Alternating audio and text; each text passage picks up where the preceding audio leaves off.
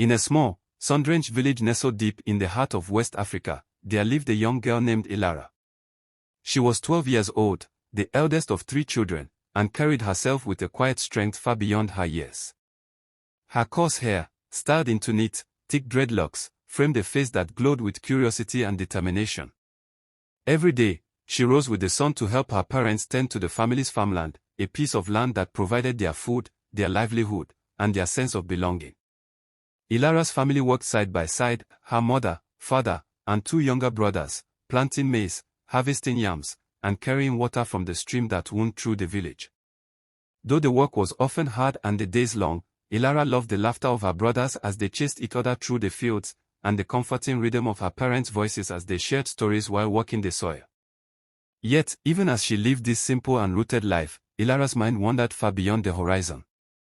At night, under the white sky littered with stars, she dreamed of worlds outside her village. She longed for more knowledge, more opportunities, and a chance to discover who she might become. Though her love for her family and community was deep, she felt a stirring in her heart that she could not ignore. It was during one of those long afternoons in the field that Elara first noticed the stranger who had arrived in the village. Her name was Miss Rachel, a kind-hearted woman whose voice carried warmth and wisdom. She had come with books, chalk, and a vision that every child, no matter how small the village, deserved to learn.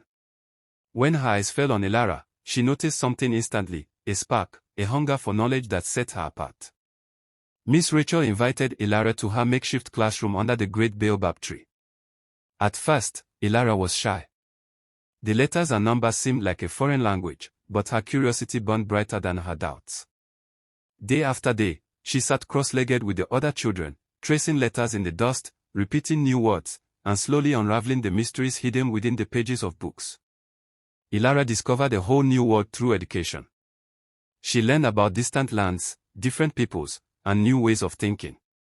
She soaked up stories of leaders, inventors, and dreamers. With each lesson, her eyes widened, and her heart swelled with possibilities. Miss Rachel became more than a teacher, she became a mentor, a friend, and a guide who reminded Elara that her dreams were valid and her voice mattered. But not everyone shared Miss Rachel's belief. Some villagers shook their heads, whispering that a girl's place was not in a classroom. She should be helping in the home, they muttered. What use is knowledge for a girl who will one day marry and bear children? These words weighed on Elara, but they did not break her spirit.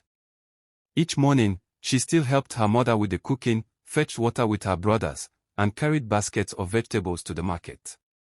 Then, with determination in her eyes, she would hurry to join Miss Rachel under the baobab tree. Balancing both worlds, home and school, was not easy, but Elara refused to give up.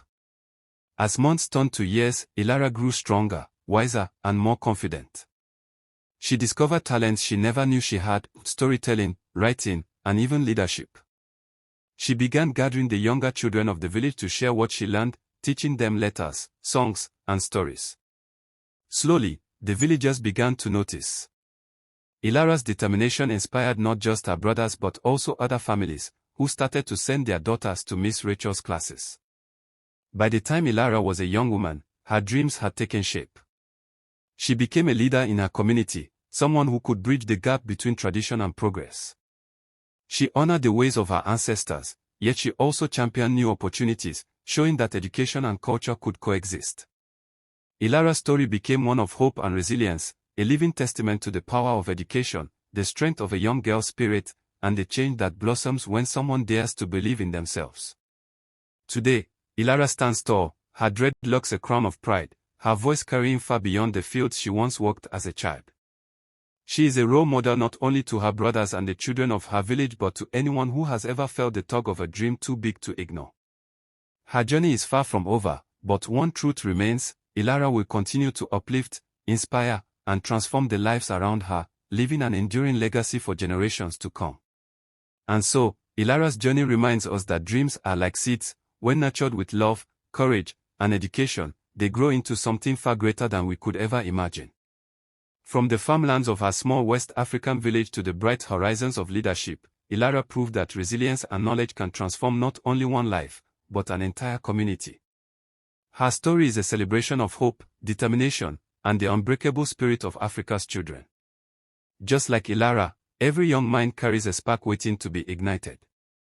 If you enjoyed this story, don't forget to like, share, and subscribe to our YouTube channel, African Concept Storytelling.